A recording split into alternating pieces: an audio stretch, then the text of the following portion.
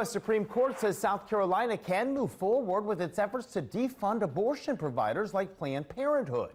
The court's ruling just came down today in the Medina v. Planned Parenthood case that it heard earlier this year. Here's State House reporter Mary Green to explain what this decision means for you South Carolinians.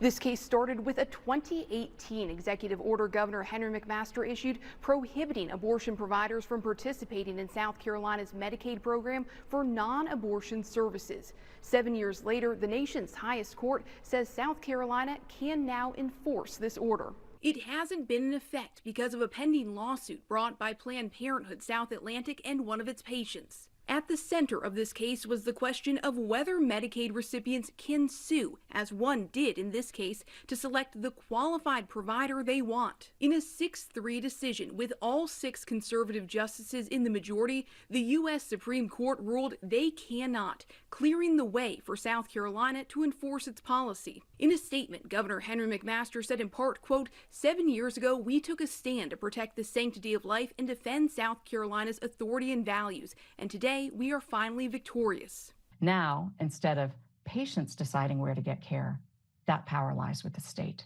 Planned Parenthood operates 2 South Carolina clinics in Charleston and Columbia and says this ruling will cut off lower-income South Carolinians' access to services like cancer screenings, birth control, and STI testing. This decision also impacts an abortion clinic in Greenville that is not run by Planned Parenthood, along with those organizations' telehealth services. This does not apply to abortion services, which are already barred from receiving federal funds like Medicaid reimbursements. We are continuing to explore all of our options to keep our doors open to all patients, including those with Medicaid coverage. We will never back down, and we will continue to fight. For now, this ruling only impacts South Carolina, though Planned Parenthood says it does open the door for other states to take similar action. This decision also is not in effect immediately, pending lower court action, and it's unclear when exactly it'll go into effect. Reporting from the State House, I'm Mary Green. Congresswoman Nancy Mace sharing her thoughts on the new ruling with our sister station in Charleston, saying this is a win for South Carolina. Government shouldn't be funding abortions, and South Carolina is leading the way, and every state in the country should follow suit.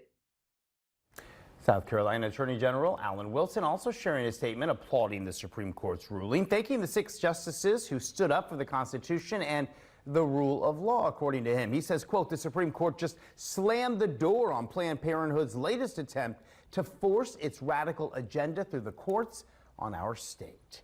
Since the U.S. Supreme Court overturned Roe v. Wade in 2022, a number of significant abortion-related cases have come up here in South Carolina. Early the next year, the state Supreme Court struck down the first version of the fetal heartbeat law that banned abortions after about 6 weeks into a pregnancy, finding it violated the state constitution.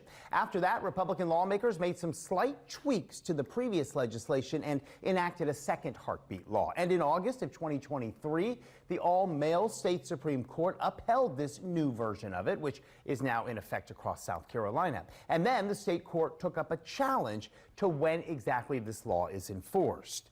Last month, it sided with the state's argument that the fetal heartbeat law should be enforced at about 6 weeks into a pregnancy, before many women know they're pregnant.